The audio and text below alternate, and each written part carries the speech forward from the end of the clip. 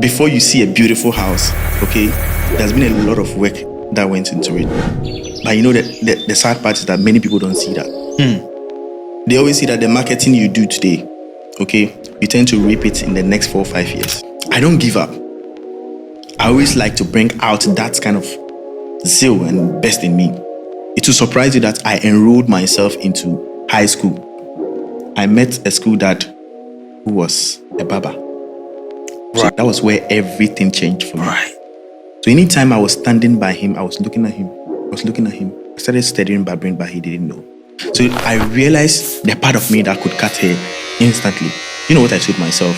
I'm going to develop this and become the next barber if my school father graduates. Wow.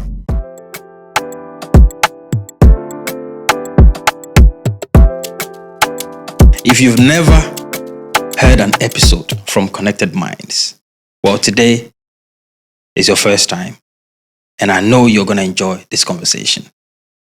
Most of the time, you see people come on this show, speak about their tech businesses, their, fintech businesses, technology-based businesses that are, changing the world in its own way. Today, we have something different. In fact, the service he provides as a businessman, you would expect he may want to do it a little bit differently, but he's taking the approach that we've always known over the years. A few months ago, he made 100,000 Ghana cedis in 1 month and decided to reinvest all of that money into the same business. Now, today's conversation is going to enlighten you on his path and how he began to make those decisions that will eventually change his life. My man, how are you doing? I'm good, Derek. Yeah. I'm very good, and I'm super excited to be here. Thank you. My name is Godwin, just like you mentioned, Godwin Tetteh. But then before we delve into me and all that, I just want to speak about how excited I am to be here, because throughout my life, I've always been looking for opportunities like this to empower, inspire others. There are so many people out there who have not seen, to see the light. When I see the light, decisions in life that's going to make life very easy, that's going to help you make a lot of money. There are so many hardworking people out there, like I always say, who are doing the wrong jobs. Exactly, because you have somebody investing so much of their time into something that I may think that it's not going to work. It's not going to make you the monies you want to make. You get it? So the moment you spoke to me and was like, oh, Godwin, we have to do this. Let's speak to the people. Let's make the people understand that it is possible regardless of where you find yourself, regardless of how hard the economy is and all that. So I'm very excited to be here, to be honest. Thank you so much. When I saw your post, right? I saw your post on Twitter. And then I was like, many people will do completely different thing to what you did. Exactly. You made 100,000 in a month.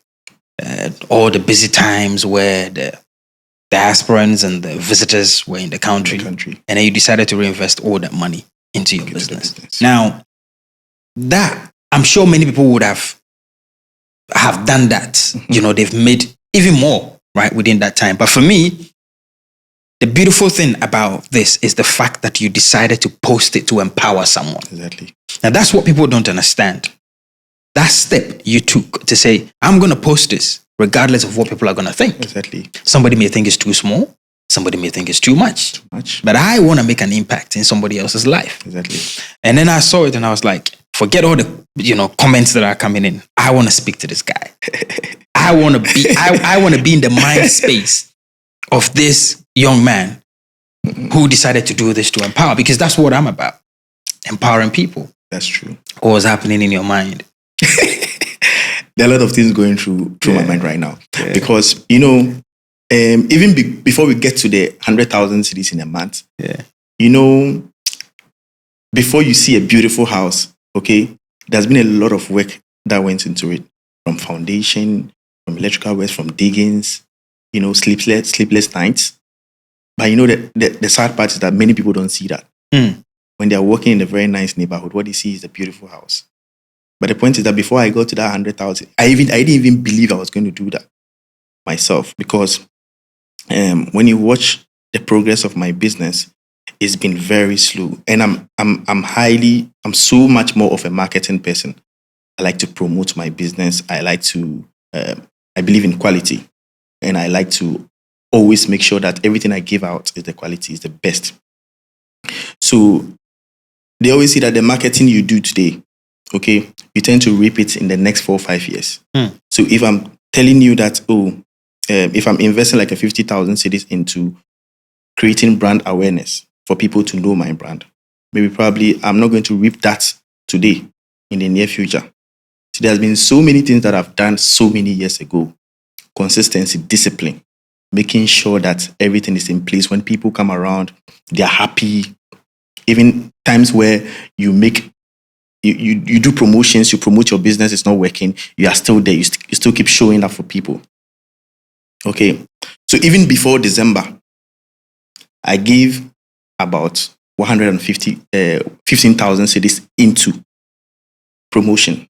I invested 15,000 cedis into promotion. And when I was doing that, I told my employees that, here's what it is. We are going to do this.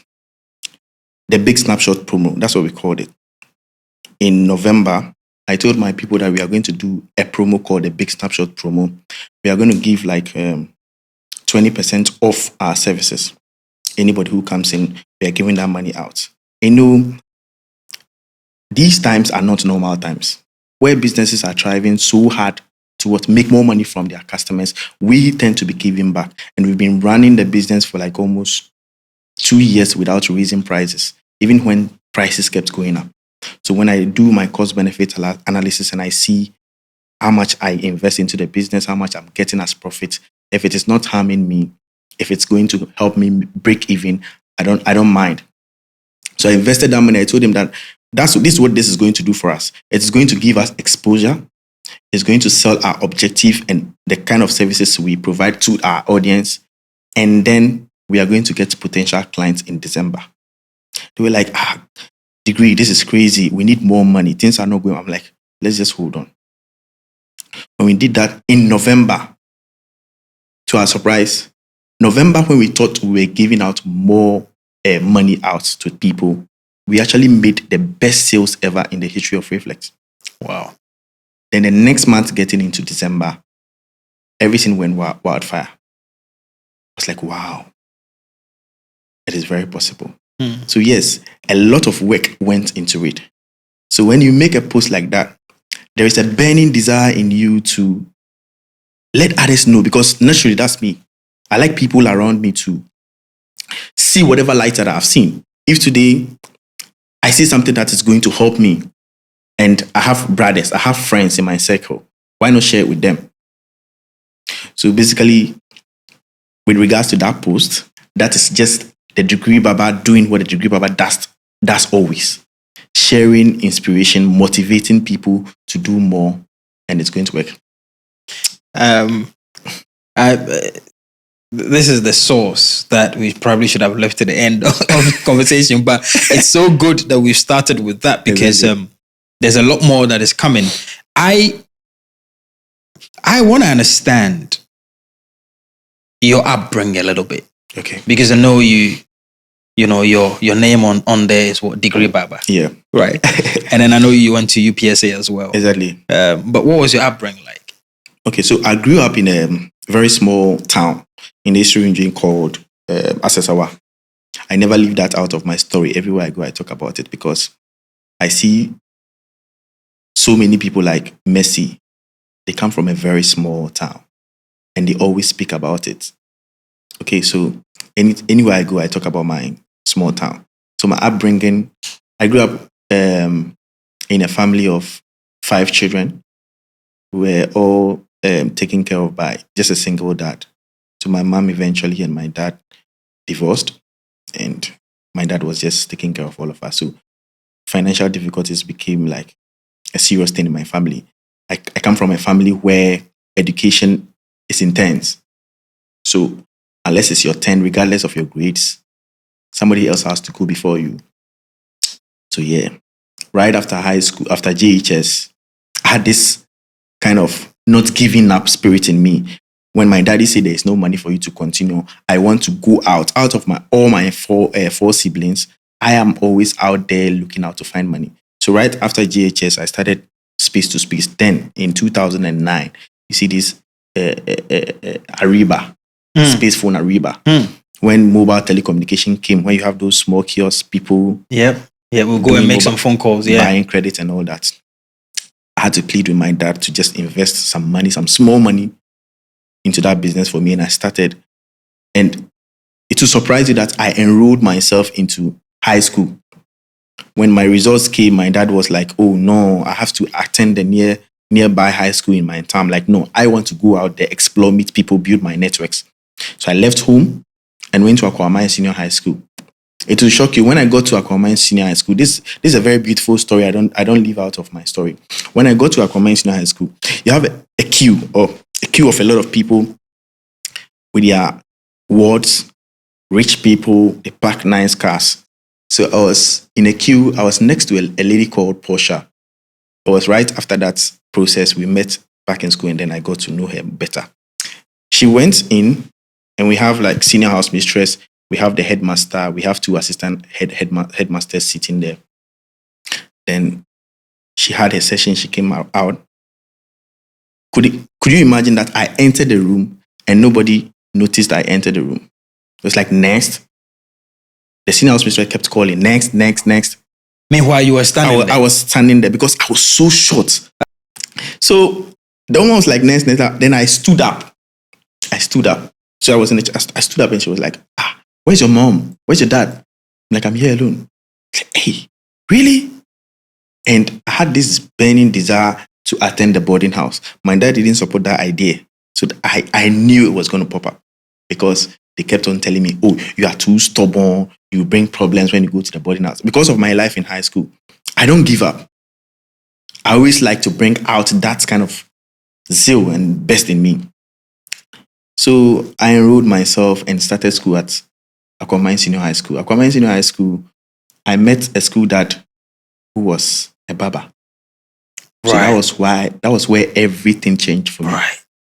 My school dad was a barber, and he was literally taking care of us through the barbering he was doing. Because I'll go to school. Then in 2009, I completed high school. So 2010, 2011, I was being given like 15 cedis to school for the whole term. I always had gari and sugar in my chalkboards. Nothing else. The provisions were not anything to write home about. So my school dad was taking care of us, and I was doing those errands for him. He'll be like, oh, Godwin, go and buy blade, sweep the place, call the next client, blah, blah, blah. I was doing that. Then I realized that this guy was making so much money from barbering. Then I'm like, Godwin, you need to do something. So I started studying him. He didn't know. So anytime I was standing by him, I was looking at him. I started studying barbering, but he didn't know. So there was a time he needed to give a haircut to one guy. He was in a queue. There were a lot of people. That guy needed the haircut so quick for an SU meeting. Right. And I offered to give the guy a haircut. And the guy was like, aha, can you cut? I said, yes, I could cut your hair. So it was then clipper of a blade technique. Then I did the haircut, but I couldn't do the hairline. My school dad came to finish the hairline, and then boom. It's like, how? Godwin, really? So I realized the part of me that could cut hair instantly. You know what I told myself? I'm going to develop this and become the next barber if my school father graduates. Wow. So anytime I'm on vacation, I go home. My stepmom had a nanny that I was using as a canvas to get better on the job. My school dad left, and fast forward, I became a household name on campus.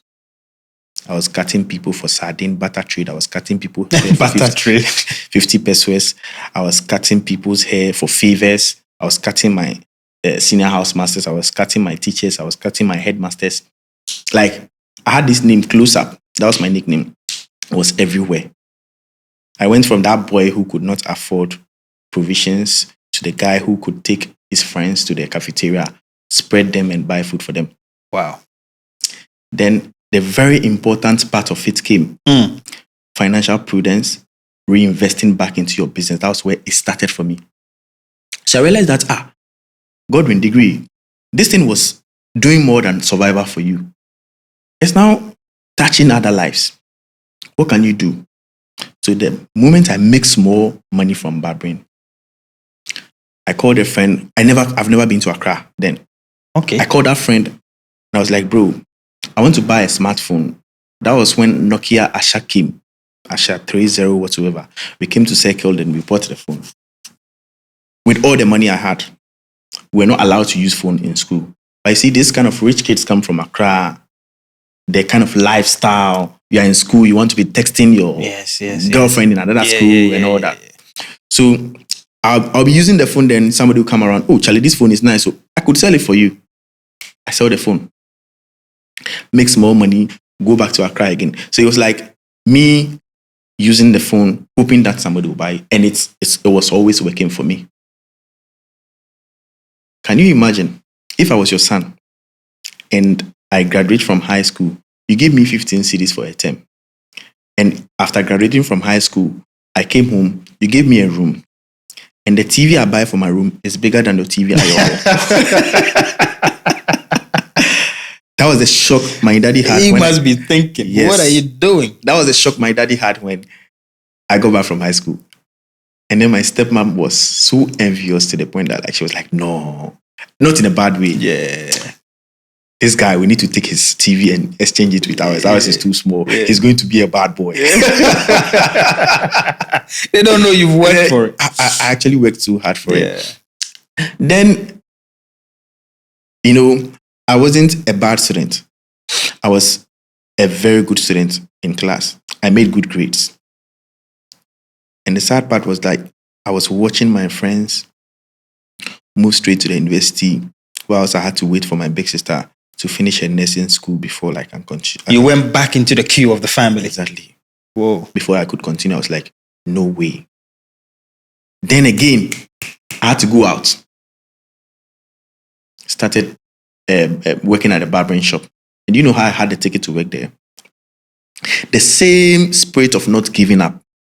When there is no money, you have to find ways. You have to find means. Because if you want to follow the norm, okay, the norm is my sister has to finish before I go. I said, no, I'm not going to follow that because, education is in a way that you go to school within the heat of the moment. It doesn't mean that when you wait for some time, you cannot continue, but you go within the heat of the moment. I started cutting my friends house to house. Then there was a guy I gave a haircut. He was so happy about the haircut. He went to me and his brother was like, who did this haircut? It's like, one of my friends in this town, Asisawa. He actually traveled from Asisawa to Koforidua, the regional capital, to get a haircut every 2 weeks. Right. And he's like, if there is a barber in this town who can give me this haircut, get that guy. A lot of transportation cost. Far from that, he wanted to open up a barbershop for me. Wow. Fast forward, he called me. He said if I was able to give him a good haircut, he's going to do that for me. I prayed, gave him a good haircut. I've never used a clipper before. I was using blade over comb.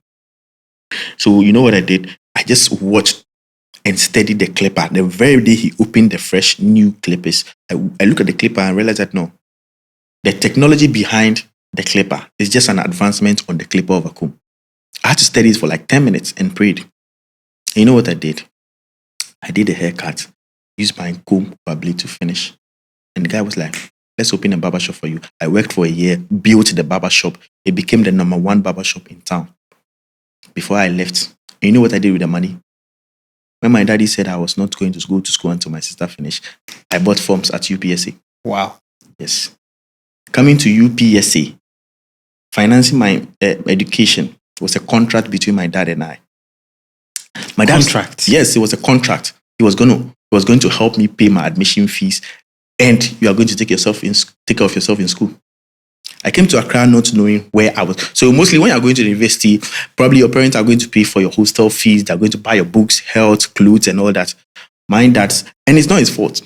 It wasn't his fault because the pressure coming from home, my kid's sister was in the high school. My big brother just completed university. My big sister was in the nursing school and all that.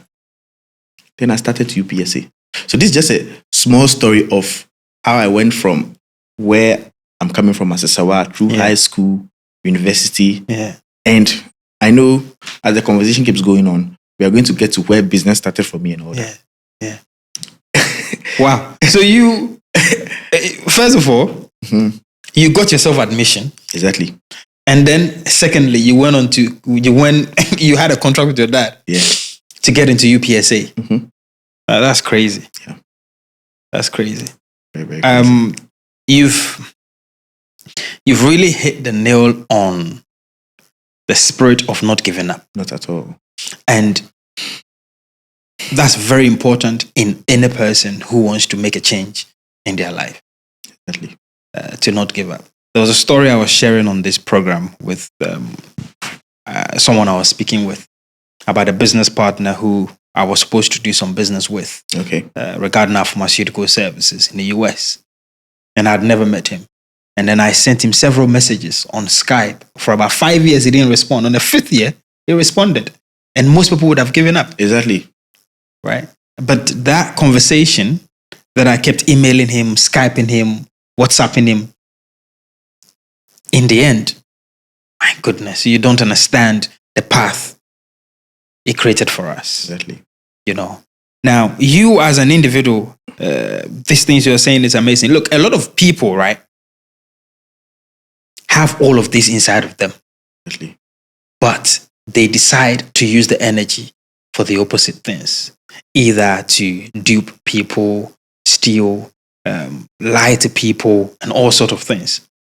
And for me, I say that the power that God has given us, whenever we direct that power into positive things, it becomes bigger and larger. But once we use it for negative things, then we lose it. Very true. And all things go bad. How? I want to hear about this contract, that conversation. Okay. You know, how did it go on with your dad? My dad and I, the contract. Yeah. Okay, so when I finished the high school and I was at home working at the barbershop, I always come back from work and I lock myself up in the room. I wouldn't eat. I'll be crying every time. I'll be crying. I cried almost every night because I loved school, regardless of my hardship. I love school. I love to be in class.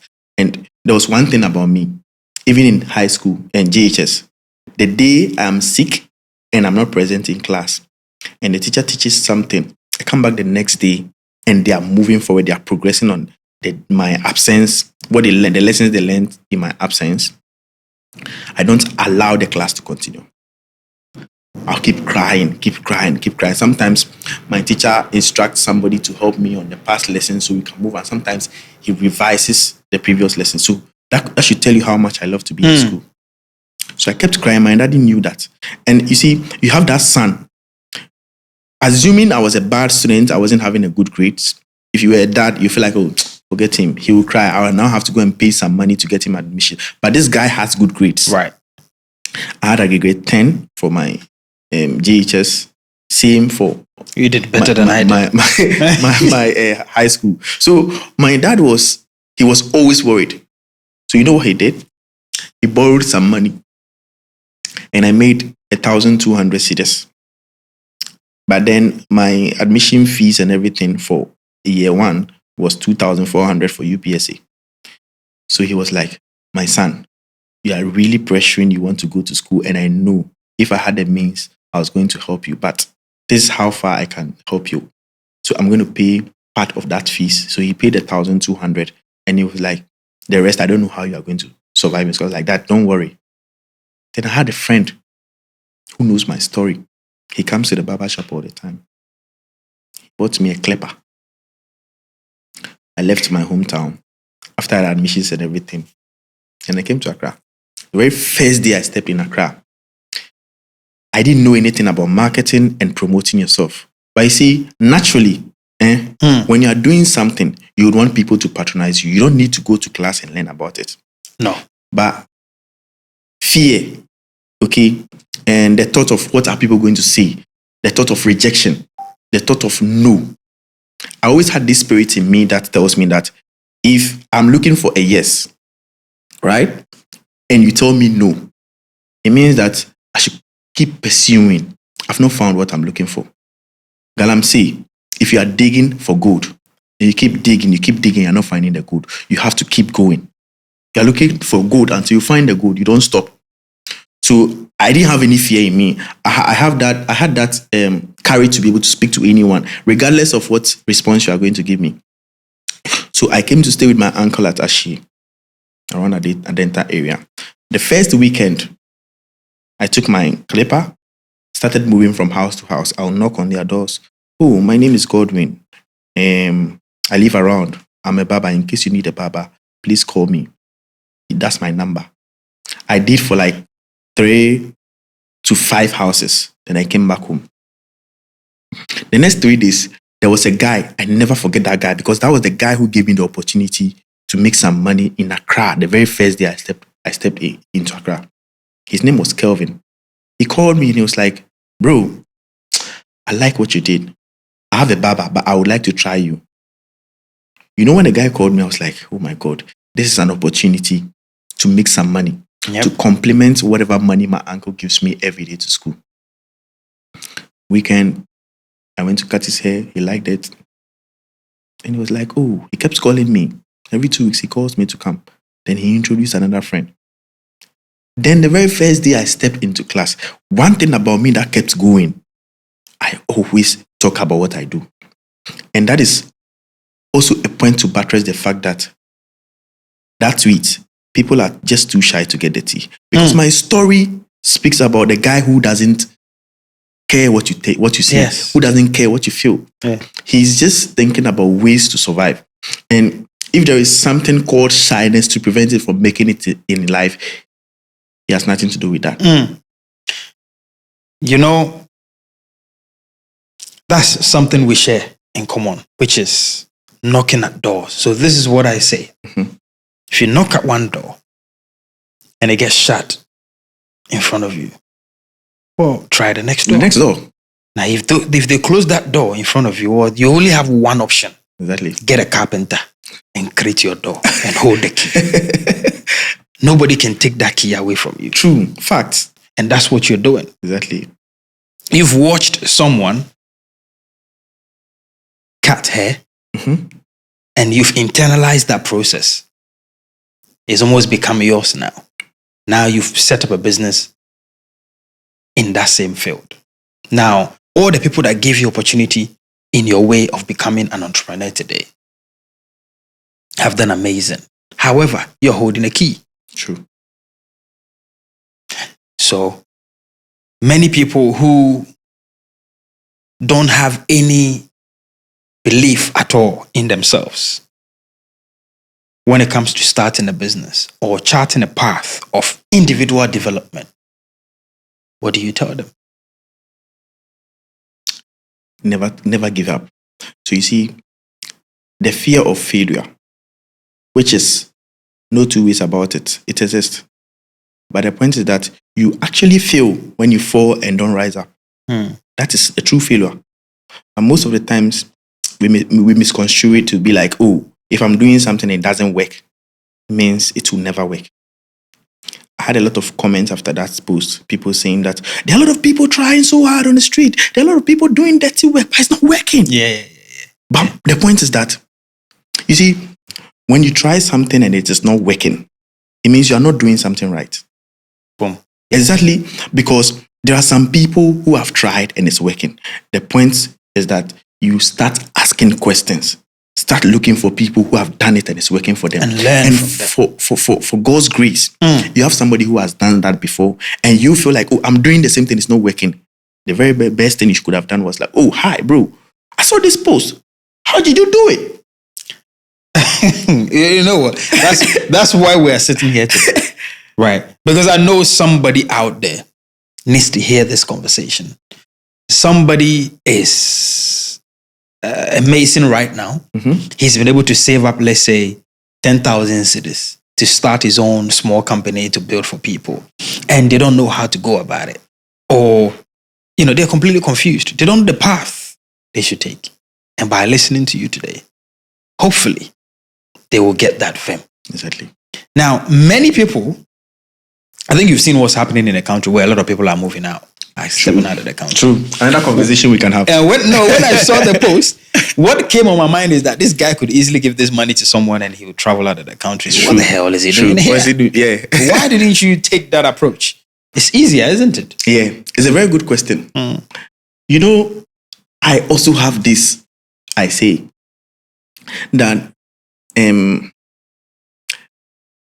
success and making it in life, it is not assured. Okay, you have to work for it. And if you are not hardworking, excuse me to say, if you are lazy, if you are reserved, if you don't want to push hard in Ghana, okay, there's no way a magic will happen for you in the UK. Yes, it's true. Yes, it's true. Wherever you go, you need to push limits. Look, the individual is more important than the surroundings. The surroundings is okay, it plays a little part, but the individual. Because I say, when I was traveling abroad, there were 3 of us that were going. I had a backpack. I took a backpack and I was wearing a tie and dye. Okay. That was my journey. Okay. The people I was with, they all had their suitcases, massive suitcases full of clothes. I had 1 jeans and 1 trouser. Okay. Now, I was an individual and there were other individuals. Today, by the grace of God, our paths have become clear. You didn't sleep in London or UK? No. The thing is that I want to ask you a question. I don't know, maybe you can share your honest opinion about it. But you have had a travel experience before. You've been to probably 2 or 3 countries. I don't know. Than that, yeah. More than that. Don't you think there are people suffering in the UK? Or in America? Plenty. Or in Germany? Plenty. Yes. Why? The individual. The system. There's a system that is very good for them to make it. Yes. But it is not working for them. Look, the individual must be built. Mindset. Yes. So right now, I've got something though. I've got something. You see, the individual, if you get the same opportunity as I did, yeah, you probably do better than I have, or do equally well, or maybe worse, depending on who. However, the difference though between you and most people I've met in the UK and other parts of the world, especially Netherlands, is that you have a different mindset, a mindset of growth, discipline, independence, self-reliance. Now that you need in any environment to succeed. To succeed, yes. True. You know what? I've got the post. Yeah. And I want us to go through it very quickly. Yeah. So you said before you think of quitting your job and starting your own thing, bear these in mind. Yeah. And the first one you had was not easy from the start. Yes. It's not easy from the start. Right. You don't think maybe quitting your job and starting a new thing is going to solve your problems. Okay. Honestly, entrepreneurship comes with certain skills and characteristics of an individual. Not everybody can become an entrepreneur. Okay. You get it. So the point is that entrepreneurship alone is not the way to making it in life. It's not only the way to making it in life. Right. If you don't have the qualities, all you can do is make money from your 9-to-5 job. Find a way to invest in an entrepreneur who knows the way, who can guide you. So that way, you'll be making some money elsewhere and making some money on your investment. That knowledge I took from the Financial Quadrant. I don't like to read, but I like to read highly recommended books. Rich Dad, Poor Dad. Right? That books divides assets and liabilities. Liabilities. Yes. On the left side and right side. And you also have the self-employed, the entrepreneur, the businessman, and then the investor. Yep. You get it? So that's the sole proprietor, the businessman, and then the investor. So you can make some money, invest in somebody who knows road. Yeah. Like they always say. So it's not going to be easy from the start. Yeah. And then you have your second point, which is friends will see you as a failure. But when you win, they tag along and sing your praises. Oh. Yeah. You're working with a friend in, let's say, Ghana Ports and Harbour, Yeah. Nestle Ghana Limited, Cocoa Board. Probably they are giving you 15,000 cedis a month at your level, whatever level you find yourself. And you're like, no, Charlie, I'm quitting this job. I want to go and start my own thing. And you start, and it's not working well. You are failing. They are seeing you as a failure. Right? Yeah. But you don't have to give up. But when you win, you say, oh, I know this guy. I was working with him at Ghana Port and Harbour. Oh, we went to the same high school. Because now it makes sense. Yes. It makes sense to associate with you. So you have to bear this in mind. Don't be surprised when you meet them. Because I've gone through all these things. When I started, friends were making fun of you. Like, that Baba, forget them. I wasn't even having, I couldn't even have like maybe a good relationship because girls are too shy to be around the Baba on campus. So now you've changed the term from a barber to a businessman. Exactly. You were once a barber, but now you're a businessman. Yes. You created business out of it. That's beautiful, man. Now, the third point you had was you regret quitting your job, but remember, winners never give up. Yes. Winners, they never give up. You keep trying. Keep trying until you win. You have to have that spirit. As an entrepreneur, you need that spirit because there was a time where all my barbers left except one. And the workload was more than just 2 people. We had to work overnight. There were times where we had to close the shop because power was not working for like 2, 3, 4 days. Everything was crashing. But I sit back and tell myself that if I look at what people say about me, no, I don't want to be a failure. And failure is actually when you fall and you don't get up again. Otherwise, then, all the times that you fail, there's a lesson in there for you. Exactly. That's why this journey is. It's an individual journey. It's a lonely road. It's a road that sometimes when you don't have money, you don't have any help from anyone. You need to make it work. For those of us that have a family, you need to make it work to be able to feed your family. Exactly. Now, the fourth one you have is you may fail, but you have to bounce back. Find the strength. Pretty much, we spoke about it. Yeah. Don't lie there. Yeah. Don't sleep Don't there. stay Say, there. Charlie, I fall, my leg break. No, keep going. Yeah. And then the fifth one was you'll be a CEO, accountant, HR, PR, procurement, marketing, sanitation, business development, customer relations, etc. Manager. Literally, you'll be doing everything. No lies. Everything. No lies. No lies spoken. No. I've done Yes, plenty. you Played every role. Everything. When we started day one, when we started Reflect, Yeah. I'll come to the barbershop early in the morning, sweep, cut people's hair, take monies, keep accounts, go back home, put all the videos together, advertise them, go for meetings, go for interviews. Bro, Yeah. if you don't have that energy, you don't have that, you should be able to multitask as a startup entrepreneur.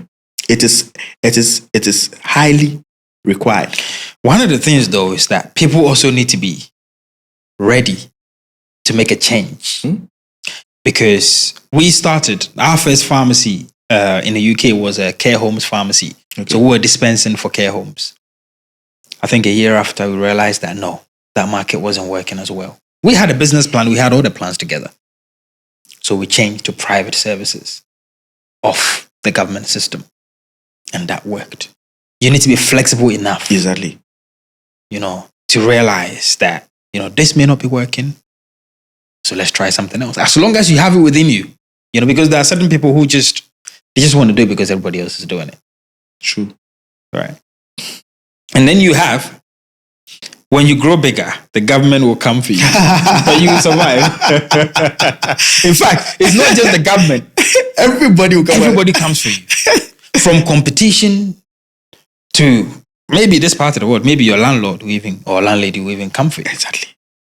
Because now they are seeing that something is working Something in is the working. area, and then they may want to, capitalize on that. Exactly. Yeah. But that's Now you have actually explained that, so we can still keep going. And then you have the survival of every business is partly dependent on ideas. Yes. You must not lack that. You must not lack ideas. Yeah. I think that's what we just said. We spoke about You need it. to be able to switch as quick as you can. Because sometimes, people hold on too long. Even if you have an apple, which is not heavy, and you hold it for too long, your arm is going to hurt. True. And sometimes that's what happens in business. You are holding on to something that is not working. You hold on for so long that it begins to hurt. So true.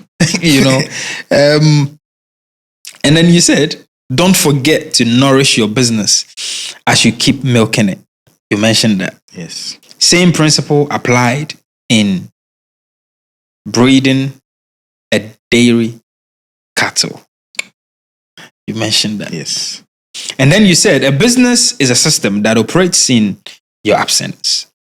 Find a way to build that system. Now, this is so key, and that's what I was trying to do with, coming in with my friend, to be able to build a business that can work without me. Yeah. I mean, it's already working in the UK where my business partner is doing awesome. Exactly. But I was trying to do the same thing here. Exactly. And then he decided to disappoint me. Most of the time, we build one-man businesses. And we call it business. We call it business. It's not. It's a form of business, but just a proper system. Look, if you drop dead today, that business is over. It's over. And I'm not cutting you short. That actually works in the barbering industry. Most barbers feel like, oh, I'm that top barber. I'm cutting all the celebrities. We find pleasure in doing home calls. Oh, I want to be like a freelance barber. I'm moving from one space to the other. There was one barber who came to me sometime and he was like, oh, I've stopped working at the shop. I want to be going around and cutting people's hair. Then I asked him one question, bro. If today and you're sick, you don't have any business, you could have saved a lot of money for yourself, right? But that money cannot survive you for the rest of your life. But if you are able to create a system where you are sick and people are still working and you are making money, your system is working. That's what you call business. Yes. That's a business. And it's very difficult to create that. And it's expensive to create a system that works in your absence. Don't think it is cheap. Same as building a brand. It is very expensive. That is why you have to keep plowing back your profit into the business. Create the business the way you want it to look. Until you are satisfied, don't stop investing in it. Wow. I bought an accounting system. Probably I would have been hiring an accountant to be taking care of my records. I bought an accounting system worth 12,000 Ghana cedis. It does everything for me. Payroll, income and expenditure, profit and loss, cash flow, everything. It does it for you. Yes. That is an investment. But not every barber will want to put that money in there. Somebody will be like, you are crazy. How can you be doing all this?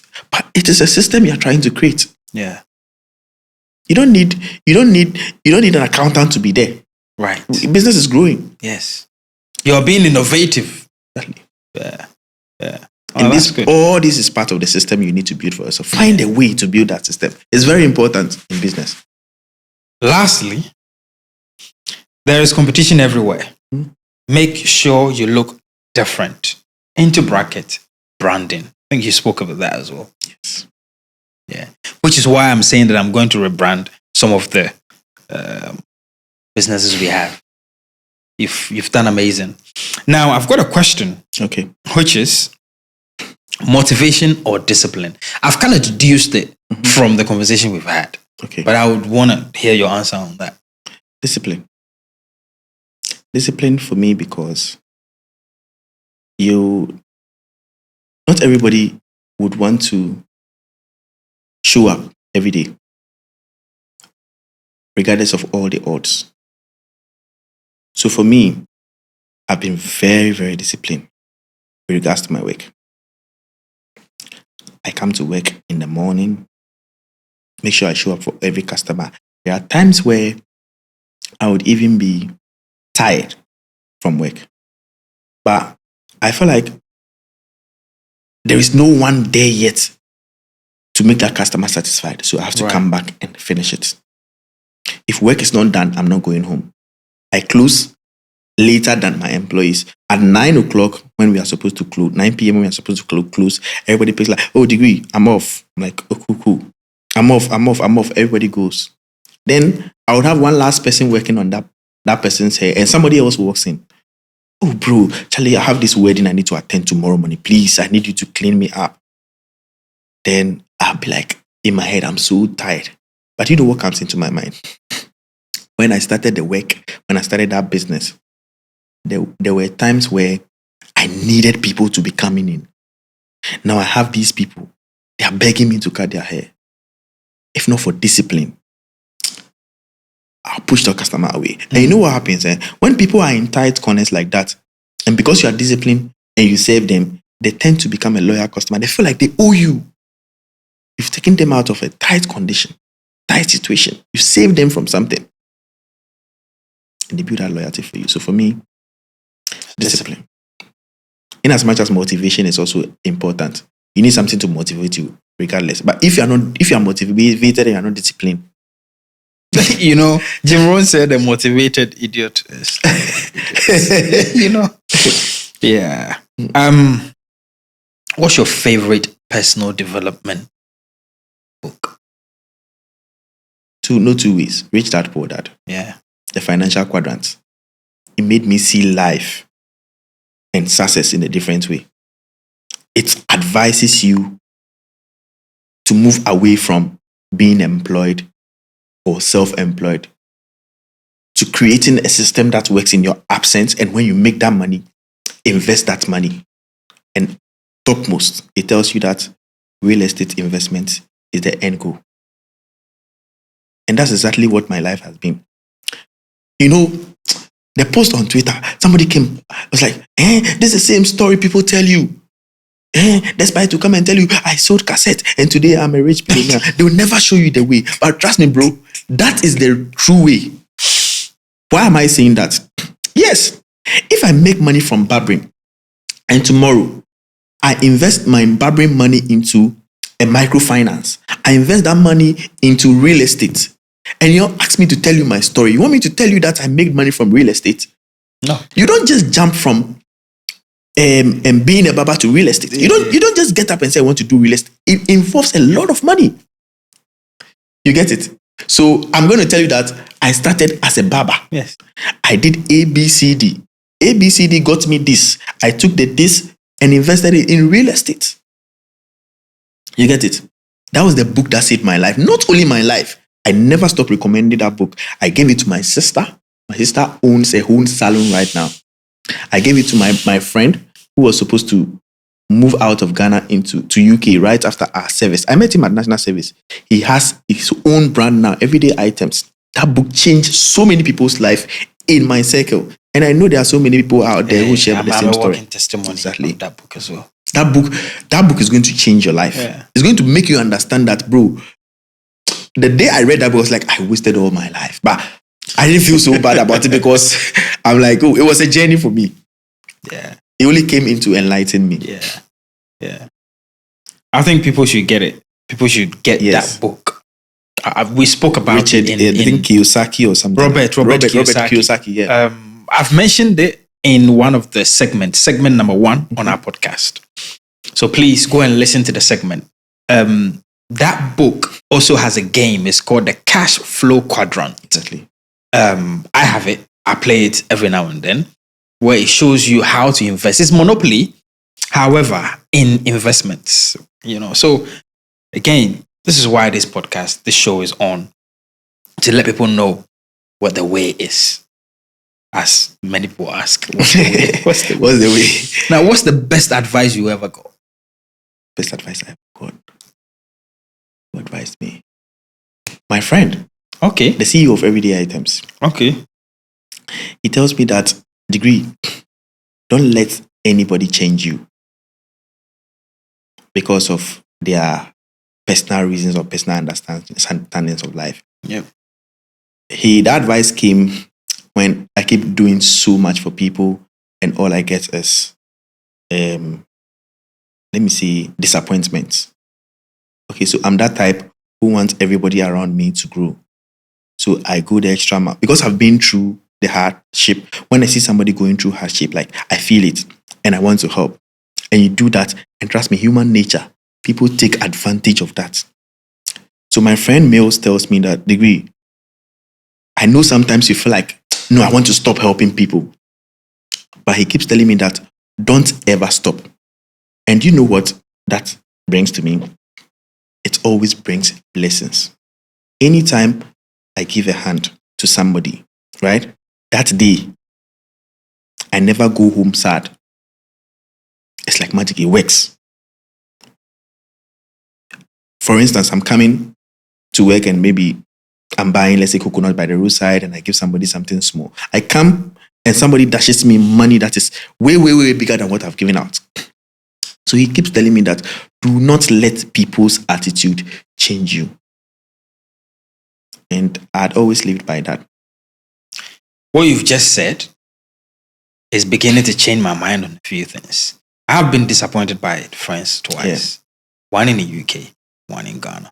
And there's several people that we've given a hand to who've just squeezed us really hard. Yeah. But some of the things you've just said now, I may have to go back because this year I was activating the wicked mode. Yes. But maybe, I shouldn't. You have to be wicked, but principled, right? You have to have a way of dealing with people. And that shouldn't also take the fact that you are a human away. Yeah. You understand? There are some people who are supposed to be dealt with. Like, I'm someone who always like to give out. But excuse me to say, I'm not a fool. I know when somebody is trying to play a fool out of me. You would have to be smart at it.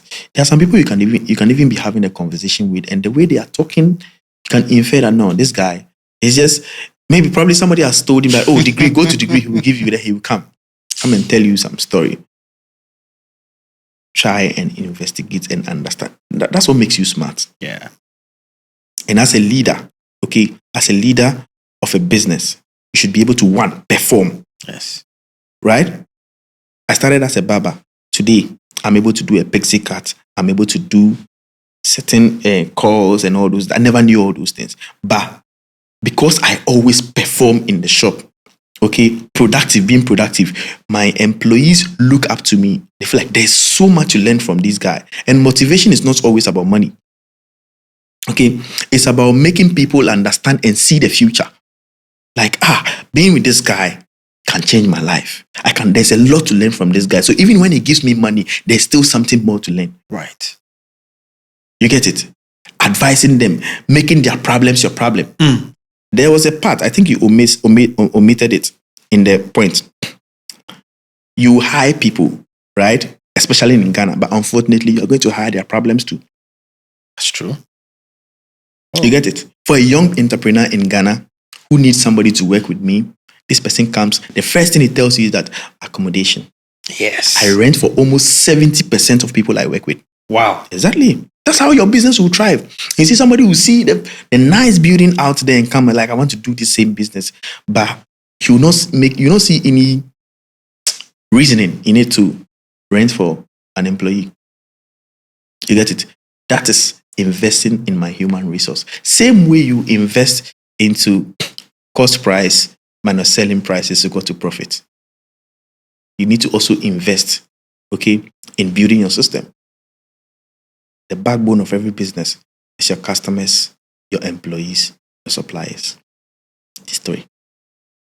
All the other ones will come as what? Supplementary and push your business forward. But these three, especially your customers and your employees, without one doesn't work. And